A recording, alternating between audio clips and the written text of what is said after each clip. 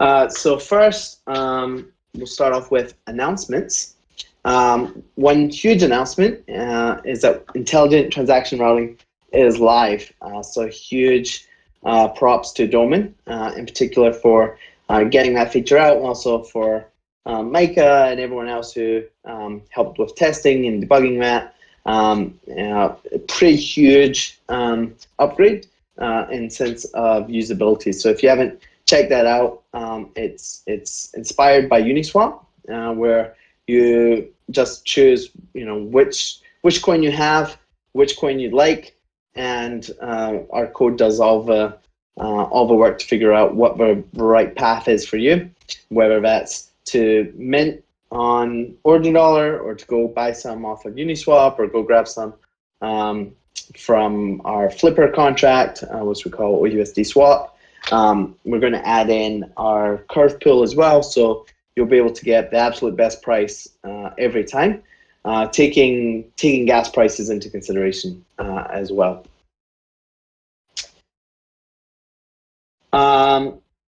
Next, we have OGN Chat. If you haven't seen this, you can see that live at chat.originprotocol.com. It's pretty cool. It's just a technology demonstration of how you can use access tokens, and it's a verified chat. If you go to that URL, if you have at least 1,000 OGN in your wallet, you'll be able to join that private Telegram chat and have discussions with other OGN holders that are verified to be OGN holders. So that's pretty cool.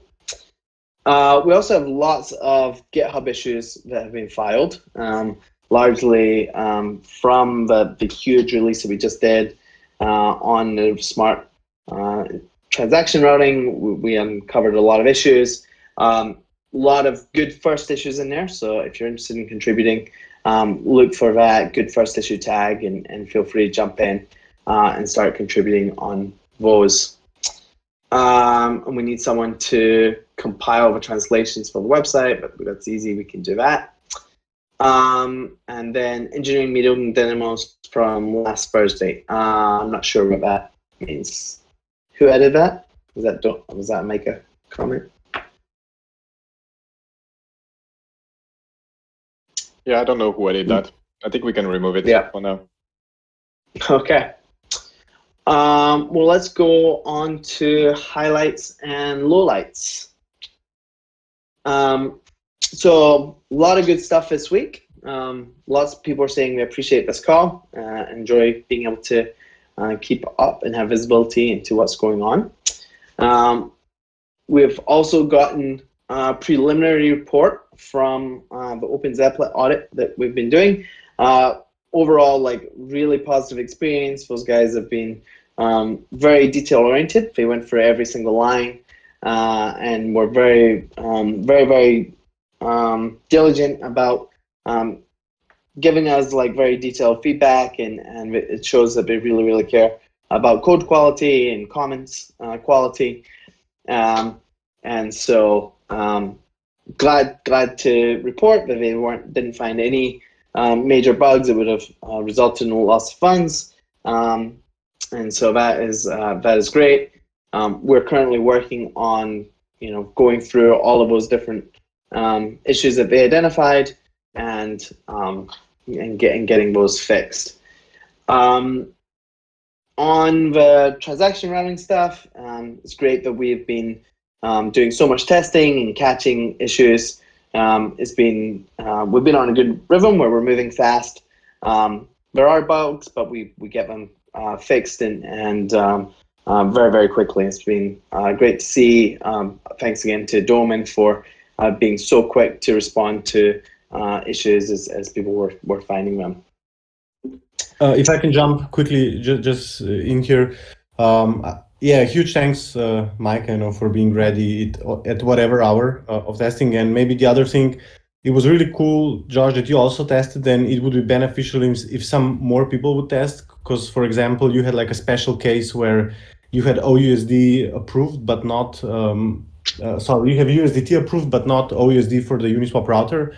And it surfaces the bug that probably not my or Micah's wallet would surface. So just wanted to point out that if anybody else has time, for this testing session, it's hugely beneficial.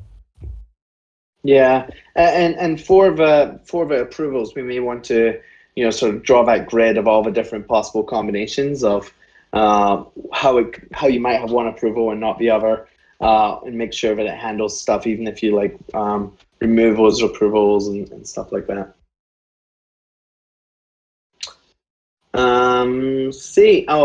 Big shout out to Tom on the Gnosis Safe integration. This is something I was really wanting, so I'm super excited for this one. But we have Gnosis Safe integration built now, so you can mint OUSD directly from your Gnosis Safe, so you don't have to know the API and load it up and call the functions manually, or you don't have to send the funds to a hot wallet, mint some USD, and then send them back. You can do it all directly from your Gnosis Safe.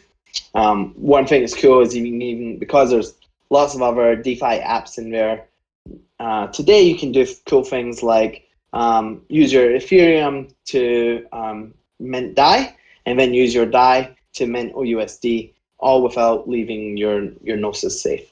So that's really cool. We're still waiting on Gnosis to actually add us to their app store. So that is something we're still waiting on, but expect to get that approved and added soon. On the downside, Doman, do you want to talk through some of this? Yeah, sure. So the big downside is that I think my initial estimation of how long the transaction routing would take was like a week and a half or something like that, and it took 2 weeks more. Just trying to drill down what were the main reasons for such faulty estimation. One was definitely I didn't take enough time to think about all the different components needing to be built. The other one was Uniswap version 3 was kind of a surprise. We already had for liquidity mining, which we haven't deployed yet. We had like the Uniswap V2 integrated, and I thought it was just going to be something similar, but Uniswap V3 is really a completely different thing, and there was not much documentation on how to set up and initialize the pools. So it was more or less going through the code and figuring out what needs to be done. And also Daniel, thanks, you helped me a lot with Uniswap V3. Then maybe one thing we could do is maybe break down the project into smaller chunks. We could maybe do the easier things like the UI and the routing logic, and just include Vault and Flipper for the first version, and then after that do the Uniswap. But I guess we at least I didn't estimate at the beginning that Uniswap would be such an effort. So, and I'm not sure if that would be like a good approach, but maybe that's something to consider next time.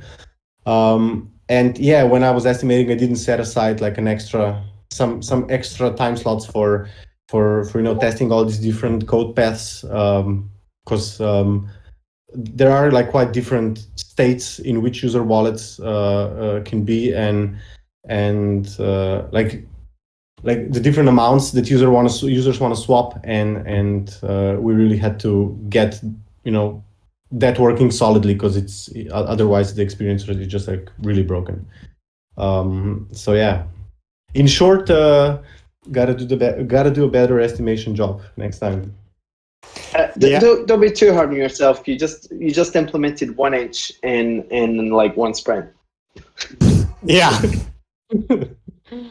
And it's also because the actual Uniswap call is only like a one-line thing, a big line, but it's basically one line. But what Doman did was actually tie Uniswap into our tests and into our mock system and everything. So that was essentially bringing the entire Uniswap ecosystem into the Origin Dollar Suite and stuff. So that was the reason why that was a much bigger thing, was to have good engineering on it. Micah, are you back with us? I see you on video. Is your audio working as well? I am, yeah. Do you want to lead us through sprint planning?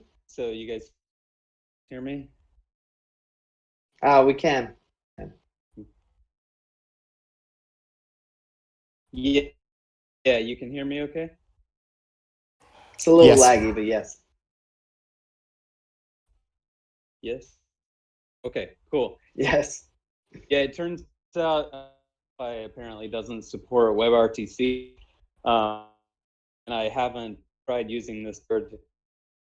Yeah, so I haven't tried using that. Also,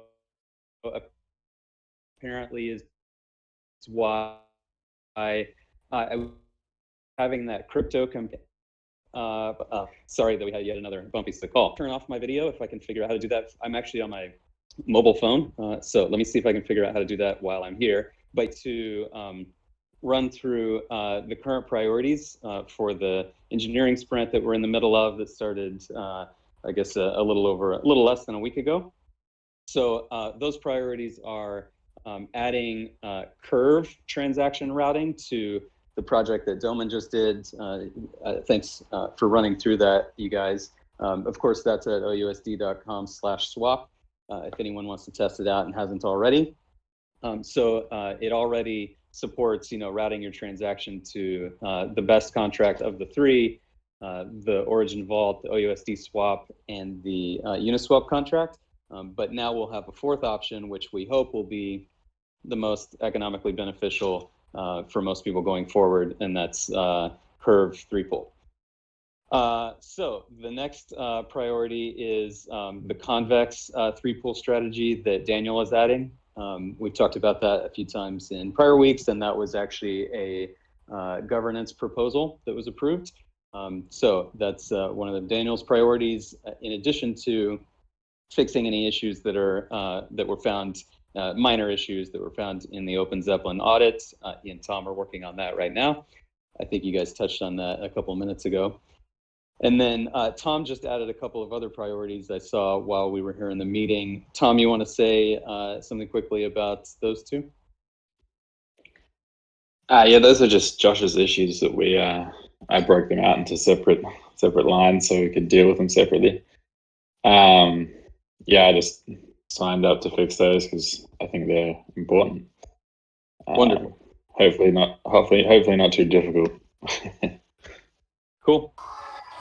Yeah, and the Convex stuff is going to bump. The size of the fixes we got back and changes and just tweaks and stuff is going to keep me busy through the rest of this week anyway. Okay. Yeah, priority-wise, I think the Open Zeppelin fixes are more important. So let's get we have a them. 2-week window with them in which they'll re-review everything we do inside that window. So yeah. All right. And then the other thing that we had talked about briefly last week, I think it was, weren't sure whether it was a sprint priority, was the precision upgrade to make. Daniel, you want to summarize quickly what that is?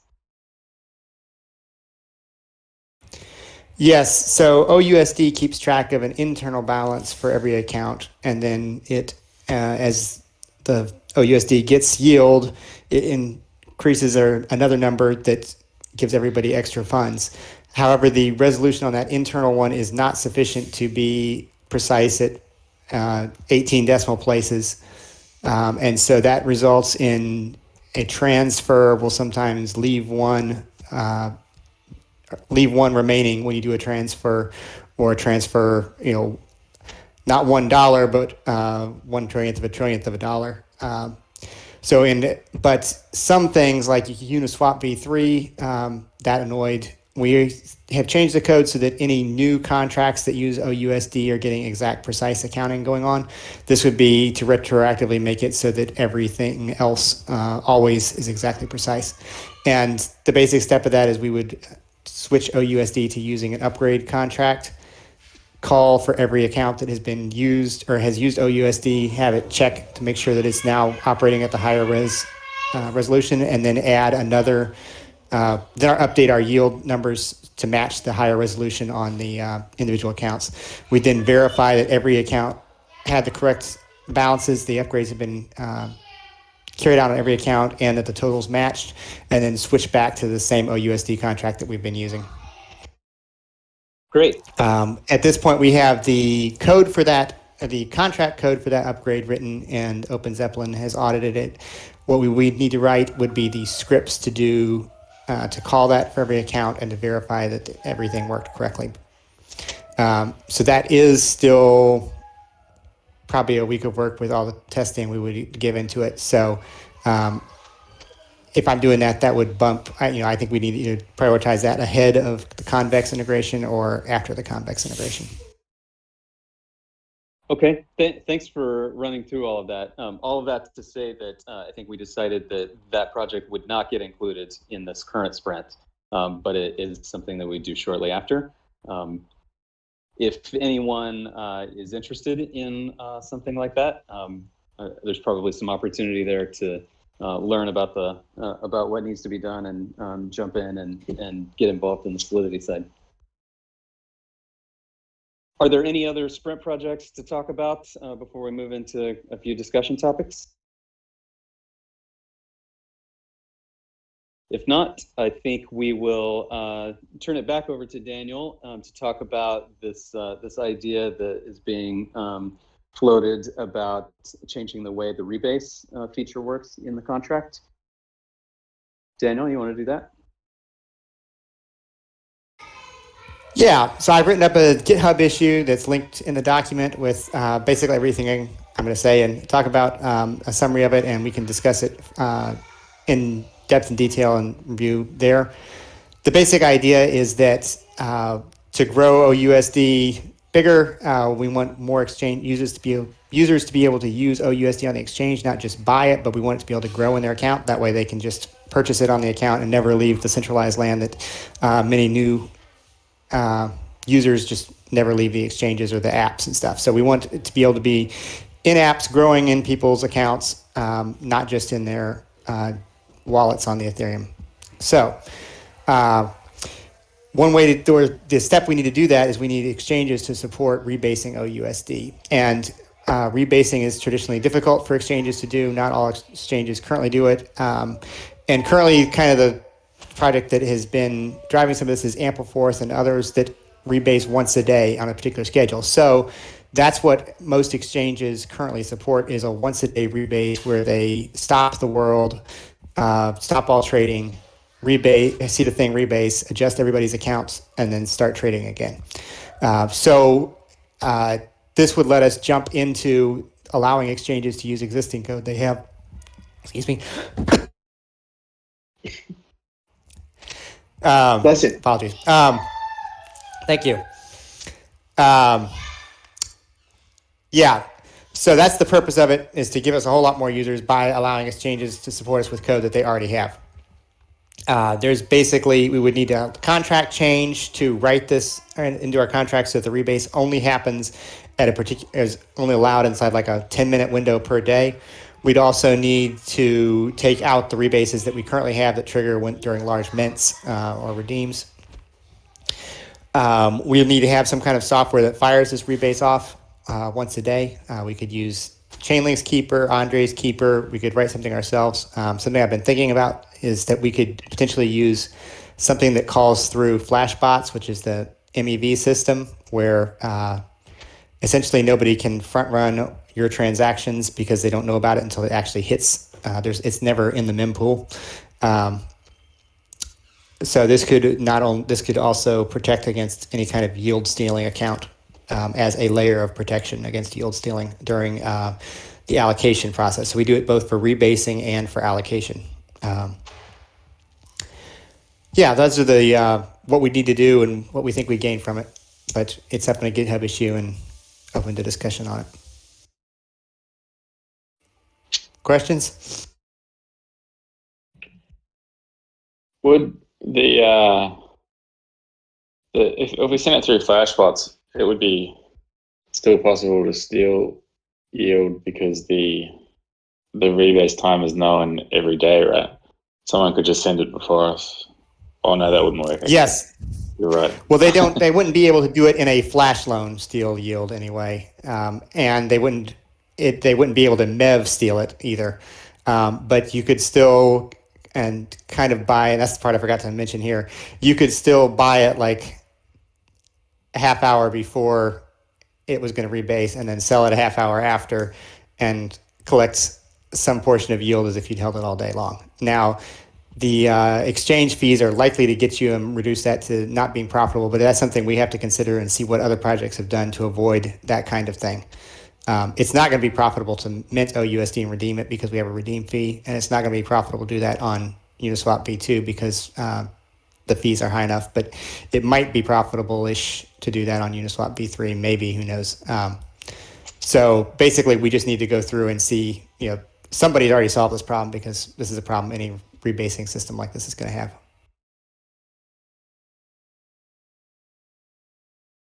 Okay. Any other questions for Daniel? Of course, check out the GitHub issue and continue the conversation there. A lot of things to think through on that one. Next topic that I wanted to go through quickly is analytics and metrics for OUSD.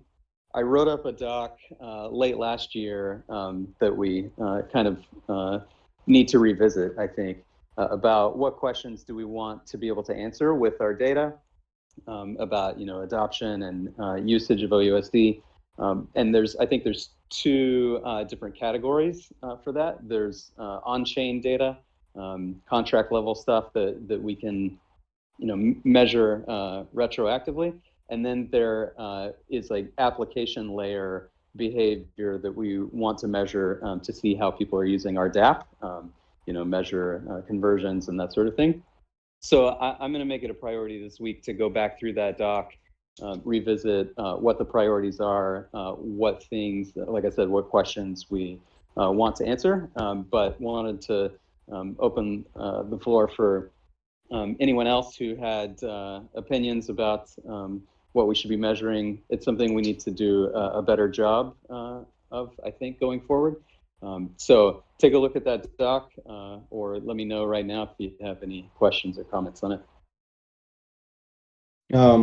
We probably also want to measure some errors. I'm thinking, stuff like we're fetching gas prices and ETH prices. We got a GitHub issue for how to circumvent the being dependent on the Ethereum price of the third-party API, but those sort of things could break completely the API experience, and we wouldn't know about it. So probably cool to measure, error states as well.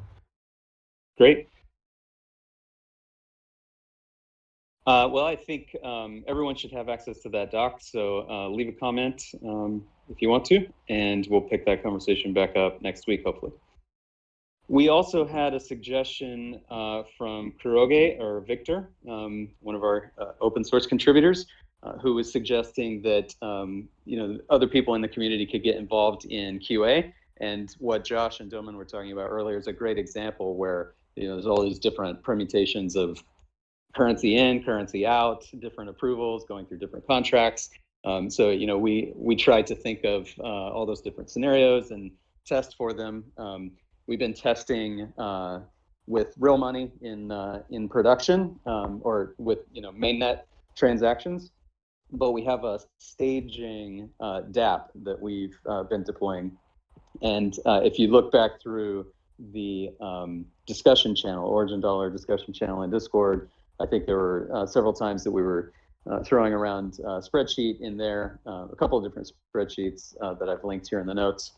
But we might want to have a process in place for how to get more people involved in that going forward. It actually reminded me back in the day, I don't know if Luca happens to be here, but I know he's in our OGN chat Telegram group. He was always eager to, just as a stakeholder in the community, he was always eager to be one of the first people to test and help us find UX complications and bugs and that sort of thing. So that's a great suggestion from Victor. We'd love to get more people involved in that because we don't have like a dedicated QA team. It's just, Doman building the thing, he's doing testing, I'm doing some, and a couple other people on the team in an ad hoc basis. Anybody have any suggestions on how to approach that, or? Yeah, I got one unstructured thought, I guess. I'm thinking we caught like a lot of things on the mainnet because in local environment, like this, the coin prices are always like 1-to-1, and then that was one of the reasons that a lot of the errors didn't surface in local environment and it did in production. So I'm thinking maybe like a good thing would be also to maybe to simulate coin prices better in local environment, to do as much. That should be actually my job. So I'm just maybe saying out loud what I should be doing for the local environment. But yeah, we should really simulate a lot of the stuff in the local environment because it's so much easier, it's so much cheaper. Even to test with the like larger quantities and larger amounts, which you might not do on production. Like multiple $100,000 is something we're not going to test on mainnet. But if we have like a good setup, we should test on local. So yeah. Hey Doman, have you tried to run testing on the fork? Does it work well? Right. That's also, I haven't been testing on the fork, but last time I tried it, that's actually a good idea. Yeah, that's actually a lot better than simulating everything in local. So yeah, thanks. Actually, that'd be a lot better. Yeah. Another thing we could try is like write some simple UI automated tests, like we did on the NFT Launchpad. I mean, the UI is still changing quite a bit, but for all the permutations, like of the various coins, it might be something that saves us time. That'd be great. Go ahead, Daniel. Oh, sorry. Yeah, we have the playground that I wrote a long time ago that lets you change like coin prices and stuff, and it wouldn't be too hard to update it. I could make it so that you could go back in, and that lets you alter everything in the playground or in the local environment, and has a button to randomize the prices. So, because yeah, that is a definite thing for testing. Maybe just some feedback on what you said, Frank. It'd be really good to test cover with some kind of front end tests, because like all the different permutations of like the different contracts, it feels like a bit fragile. If somebody's going to dive into that code and going to be changing anything in there, you basically need to do like the whole test of every permutation again. So we'd probably save a ton of time in the long run if we were, to do all the just UI tests for all the permutations. Yeah, I agree. Especially as the community, contributes, it's going to take us quite a bit of time to validate these PRs if we don't have some decent automated testing. Yeah, completely agreed. Maybe that should be almost like an important task, like a P1 or something for the next or sprint or something like that.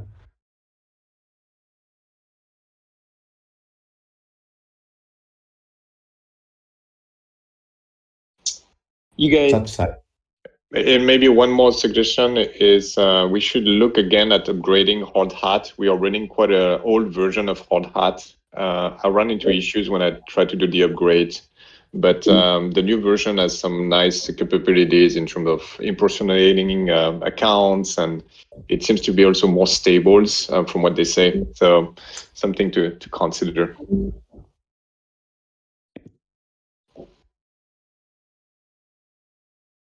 You guys still hear me okay? Yeah. We can. Okay, great.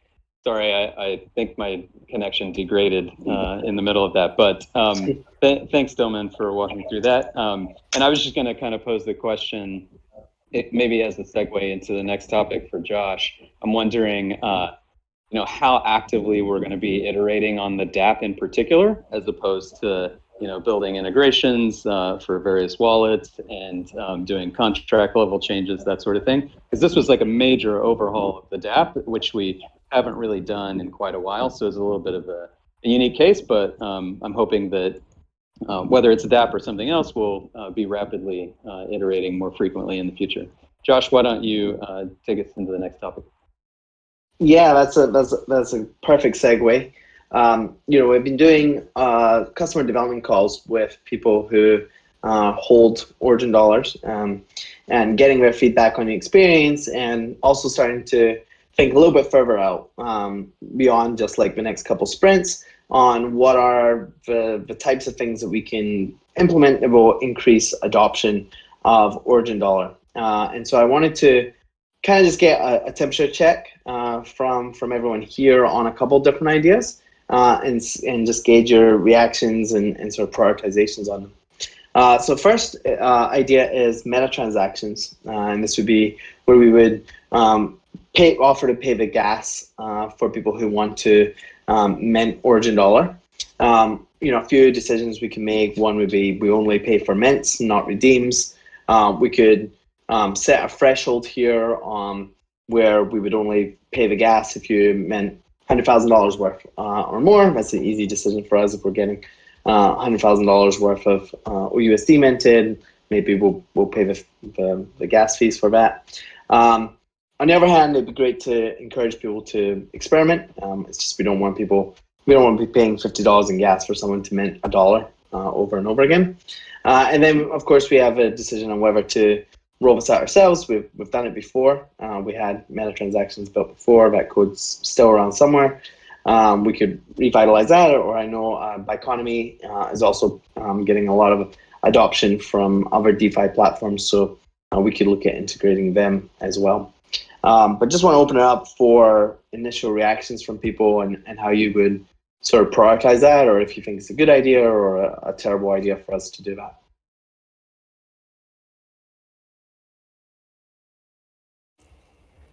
Separate from the good idea versus terrible idea part, I think that this is likely to get a whole lot easier in the future since Ethereum just rolled out support that allows other people to pay gas for transactions, essentially. And so it feels like now it's still likely to be a lot of work, and rolling our own was a bit of work and added some infrastructure that has to be operational and stuff. So if we were to do it, it feels like doing it in 3 months or something would be a lot easier than doing it now. It doesn't feel like it would add too much to our TLV anyway, because the transaction fees are a minor part of somebody spending a lot of money, and our novice users are most likely to be using it out of a centralized exchange or something. So what it does get us is it gets us a lot of, or potentially gets us a large quantity of, maybe $100 or $200 users from around the world. We do see mints in that size, and if we're just paying for them to use the flipper, that's a whole lot cheaper than an actual mint. But yes, pretty much, I think it would be pretty much small users down to whatever threshold we set, but probably under like $300 or something. I guess under 500, but more around like 130. Because I think there is a lot of demand in that, we see people minting that amount, but I don't know if that's profitable or beneficial. It doesn't seem worth the trade-off of us building the system at any rate. I was going to add, what Daniel said, going back to the analytics and measurement question, how many people are minting small amounts and not following up with minting larger amounts, indicating that it was a test transaction as opposed to just a small ticket purchase. But it'd be good to know how many of those people are, how much the gas is affecting the profitability of their usage. But the other thing I was going to suggest is, like, from the dApp layer perspective, we're kind of abstracting away already the concept of minting versus buying. You just say you want one currency in and OUSD out. And if we're paying the gas specifically for mints, but not for swaps on Uniswap, which is a bit of a different animal, then we'd want to see how it affects that equation of where their transaction gets routed anyway. Good point. We have over 2,000 holders of Origin Dollar today. Vast majority of them are holding small amounts. so small that I'm not sure that most of them are profitable when you factor in gas costs. And so this is one thing we'd really like to understand better on who these people are. Are they tire kickers who are thinking of coming back and deploying millions of dollars, or are these people where that's all they have and want to deploy? It'd be really, if anyone wants to take on a data collecting project to do that analysis on, what percentage of OUSD holders are profitable, taking gas costs into consideration, and then also getting data on, are these people, going to come back and deploy more capital? Do they have enough funds in their wallet that they can come back and deploy more capital? All of that would be super interesting for us to have a better understanding on. Moving on, because I know we're running behind on schedule here. The second idea wanted to get feedback on is the idea of integrating Nexus Mutual insurance. The idea is, as you're buying Origin Dollar, again, to Micah's point, we don't really care anymore whether you're buying it on Uniswap or buying it on or minting it from our vault. But we give you a checkbox that says, I want to ensure this coverage. It would give you a real-time quote there. You could choose 30 days, 90 days, 365 days worth of coverage. We probably then need to add a new tab where you can periodically top up your coverage once it's expired. But this would basically give people the opportunity to very, very easily have peace of mind that their funds are covered. It's probably most interesting for large buyers, institutional buyers that want that peace of mind and are willing to drop, lose a couple points in yield in exchange for that added comfort. Looking at the numbers on it, today Nexus Mutual has $20 million worth of coverage available for Origin Dollar, average rate of 2.6%. Cover protocol haven't really kept up. They don't have enough liquidity to be a viable contender for us. So really, it's do we want to add this checkbox for Nexus Mutual? Some of the technical details we need to figure out. We can have them pay for in DAI. So that's probably the best fit versus pricing in ETH. Obviously, we don't know what the eventual amount will be, so the coverage would be just on the principal that you're depositing. But we'd have to figure out how to convert between whichever stablecoin you're paying with and the DAI that Nexus Mutual expects. So that might be, we know how to do it, but we'd have to run it through Curve or Uniswap or somewhere to get you into the right format so that we could do that automatically.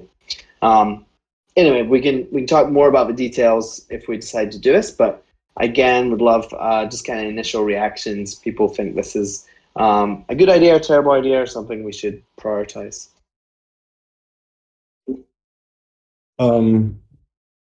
Maybe it'd be a good approach to just build like a quick UI, just like to measure the interest on the tab for that sort of coverage, and to see if like people are clicking on it or are willing like to somehow follow through. That's something that can be built in a day. And maybe if we like gauge enough interest, we get the confirmation to develop it. I don't know if you think like a lean approach would be a good one here. I agree. It seems like. Go ahead, Josh. I was just going to say we have gotten feedback from investors that we have this little advert telling them to go check out our coverage options, and then they get completely lost when we send them down that path. So maybe we need to pull up that little ad from the UI because it's not leading to a good place. Like people just get confused and frustrated, and they're like, the cover in particular is just really, really confusing for newcomers to this space on why am I on balance or buying. It's just is the claim tokens or no claim tokens. So that's maybe a separate thing for us to decide. But Daniel, what were you going to say? It seems like from a there is a bit of stuff for a UI, so we'd want to see a corresponding return. It does seem like DGens aren't going to ensure anything anyway, and I would think that smaller people wouldn't. So again, this is almost a different vertical than we've currently been targeting. That could be really useful for that vertical. I think that we should probably drop what we have currently, because I don't think it's more likely to scare away people who are on the fence than bring them in. And so my other concern with this is, would that actually reduce users purchasing it who otherwise would purchase it, even if we just have a whole thing about insurance on there? But I guess that's one of those things you could A/B test to find out. But it would be really nice, as Doman was saying, to be able to cheaply test this without having to invest, several couple weeks in building it and shaking all the bugs out of it. Yeah, and I guess it we also, could I build guess, it also have to go along with a push into this high-end traditional, or higher net wealth traditional investor area. Yeah. I guess we could build the UI. The UI is the easy part. Actually, upgrading the smart contracts to do all this is probably a lot more complicated. But we could build the UI and then track the clicks and then just do a coming soon and just record what happens as a quick way of gathering data and seeing what percentage of people actually check the boxes, which rates do they choose, do they end up like following through with it, or do they back out? So we could just collect some more data. Yeah, and how much they have in the wallets, the ones that are interested. Yeah. Great comments. We'll move on to the next section, unless there were any final thoughts about those two projects. Interrupt me if you have anything to add. Don't be shy about that. But otherwise, I was just going to say that there are a few things on the product design side that we are going to figure out, hopefully for the beginning of next sprint, if not sooner, which are on the newly designed and now shipped version of the swap page. We kind of punted on how to show APY, current balance, and other things related to that. We just kind of stuck them at the top of the page, but we're going to circle back and revisit how that should work, whether it belongs on the same page and how it would be displayed, or if there would be a different page dedicated to that. Something that's related is how you would show transaction history for a given user. That's something that you can sort of get in analytics, but it's not as human readable as we'd like it to be, and not front and center with your balance and the feature to be able to add to your balance. So we'll be taking a look at that. And then also one thing that we did not include in Doman's recent work was the ability for the user to override this default contract route that it selects. What it thinks is the most economically beneficial route. We realize that there are some arguments for letting the user make a different selection there. And so we'll just confirm exactly how we want that to work, but it's basically already built. We just want to put some polish on it before we open it up to everyone. And then Josh, there were a couple other things you wanted to add. Yeah, so we need to get pass on like the marketing copy and just give the OUSD.com like a bit of a refresh. Some of the questions I had, we talk a lot about integrations that are coming soon: DYDX, Balancer, Uniswap. Are there actually any plans for us to integrate any of those, or do we just want to update the graphics and pull those out? Because those aren't even they're not currently on our roadmap. Good point. Are you talking about for the OUSD.com? Yield strategies. Okay, OUSD.com marketing site, strategies, yeah. I think we'd pull them out for right now. Yeah, I don't think they're on our near-term roadmap. Okay, I agree I'll with take that. care of that. I will find an owner to do that.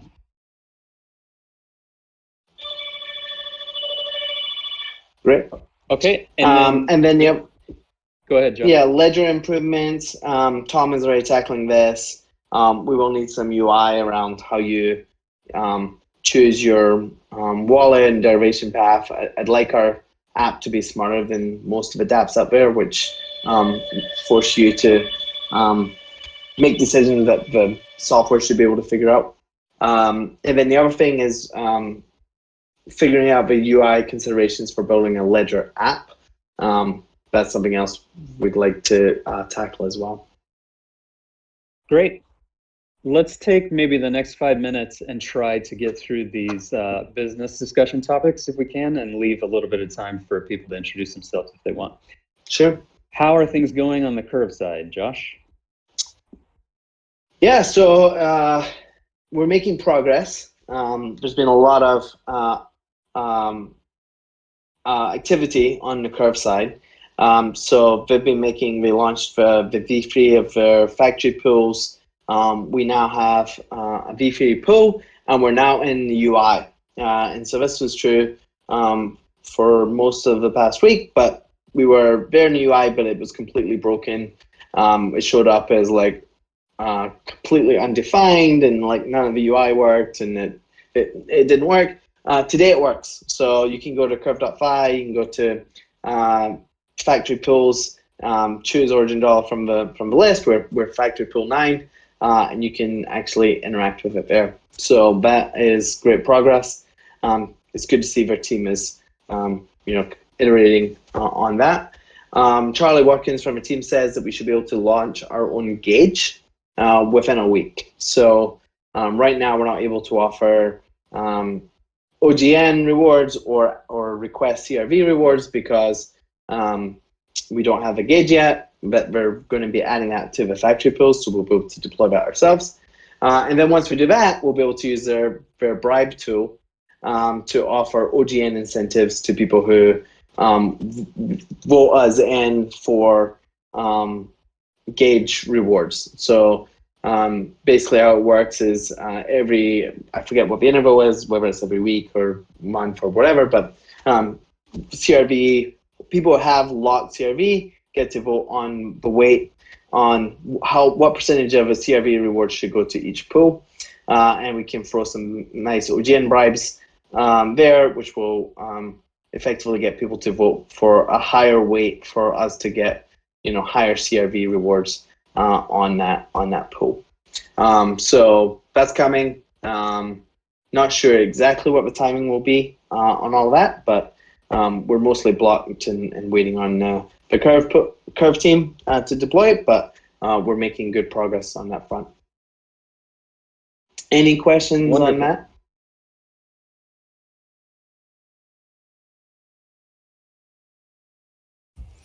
So using our own liquidity mining contract had been our fallback option. It does have some fixes from the audit. Is that still something we want to invest time into bringing that up to spec on the audit, or is that something that we definitely not do at this point? Good question. We may do it just to get a clean bill of health from Open Zeppelin if the fixes are easy enough.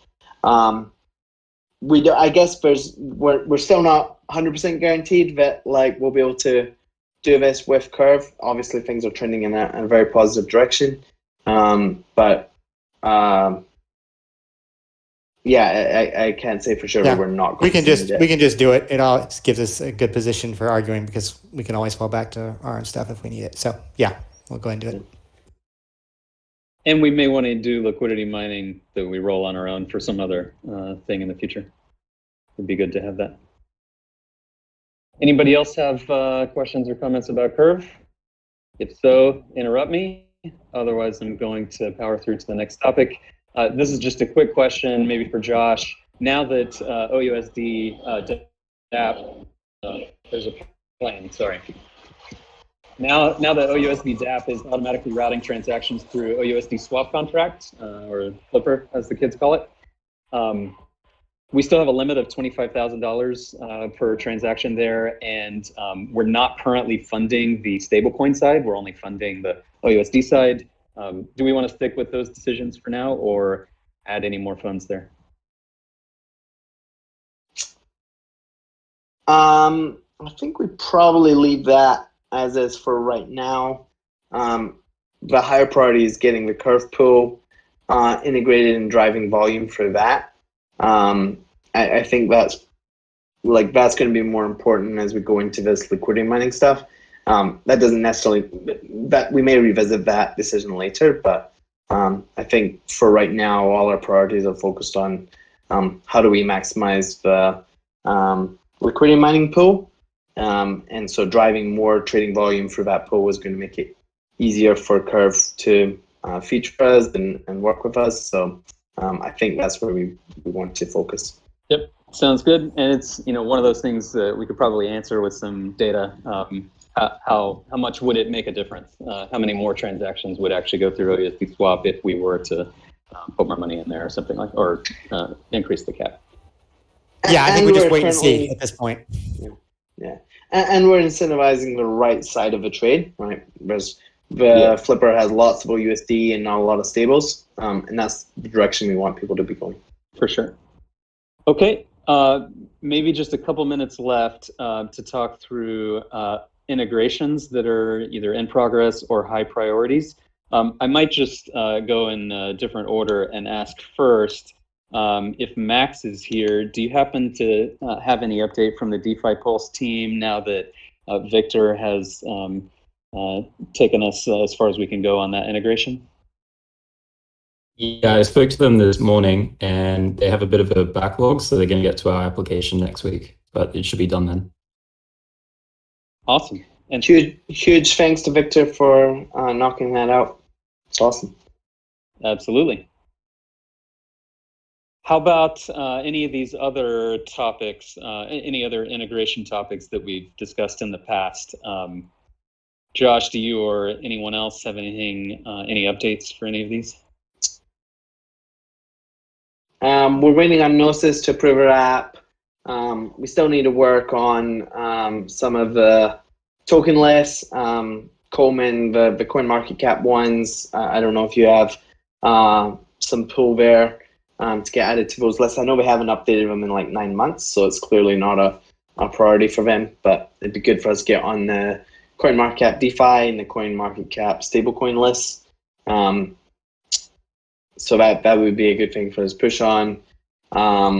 We still need to get updated in the Ledger Live app. Coleman submitted a request on that.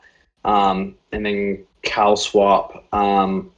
If we get in the CoinMarketCap list, that'll help us on the CalSwap one. Yeah, all of those requests have been submitted. I can follow up again on CMC, but they generally just tell you to fill out a form. Like they have a very strictly defined process for that. Ledger, there was some confusion. Like I think they thought OGN was OUSD, and I followed up with them, but they're also quite slow moving, and they're doing everything on that Trello board, which is strange. All right, sounds like progress. Thanks to everyone who's been working on all of those.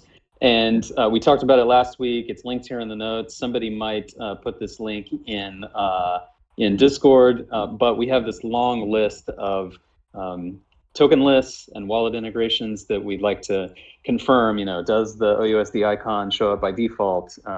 When you have OUSD in your wallet, does it add something manually like you used to have to in MetaMask? So it'd be great to just find answers for all of that. How many of them work out of the box? How many of them do we need to submit those forms to, or find a contact at the company? That's really an area that it would help a lot to have some community involvement. So that's something you'd be interested in. Sometimes it involves a little bit of code to do an integration, but it's usually just finding the right person to get in contact with and filling out the right form. So it'd be amazing if anybody wants to jump in and help. Before we go, let's take a couple of minutes and hear from anyone who'd like to introduce themselves. Let us know what you're working on, what you're excited about in DeFi, how you learned about Origin, really anything along those lines. And I don't have good visibility into who else here and whose mic is open, so I guess it'll just be a free-for-all, but feel free to speak up.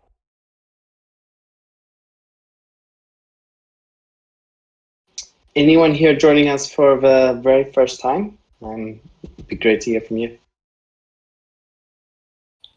Everyone, my name's Tate. Not for the first time, but just first time speaking up. Came from DeFi Innovation Discord and admin over there, and I'm just very interested in what you guys are working on over here, and excited to learn about all the progress and hard work you guys have been doing. So just want to say congrats and hello. Welcome. Nice to meet you, Tate. Likewise, thank you. Thanks for being here. Who else? Anyone?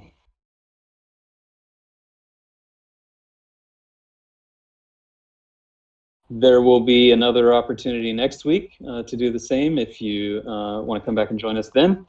I had a few action items that I captured during this meeting.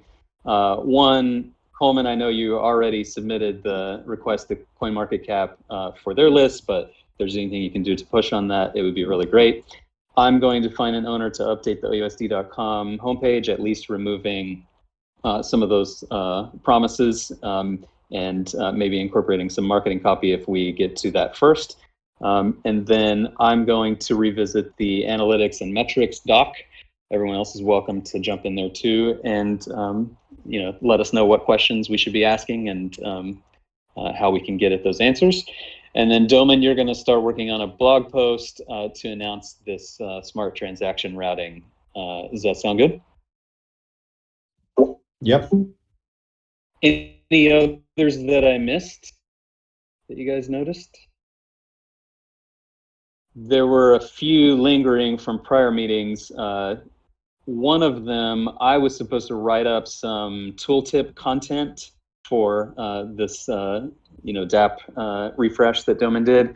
I haven't gotten to that, and to be honest, I don't know how quickly I'm going to do that. So if anybody's interested in writing tiny little help icon blurb content for the DApp, it'd be a fun little project. It shouldn't take very long, but for whatever reason, it hasn't gotten to the top of my list of priorities. So let me know if that's something you're interested in helping out with. And then Coleman, I think you were going to keep pushing on Ledger Live. We talked about that a minute ago. Josh, some of these others are kind of open-ended, so I don't know if there's anything like actionable we want to put on this list, or just mark these off for now. We're blocked by liquidity mining, right? Like, if we go talk to Compound now, it's going to be very hard. If we go talk to Compound after liquidity mining, we have $100 million in liquidity. It's still going to be hard, but it's going to be easier than if we talk to them today. Sure, totally. Okay, well, I might let these fall off the list for next week. That's fine. Anyone who wanted to introduce themselves, or even if we've heard from you before, is there anything that you wanted to add to the meeting? Any questions or comments about the meeting or about OUSD or anything else in DeFi that's totally unrelated?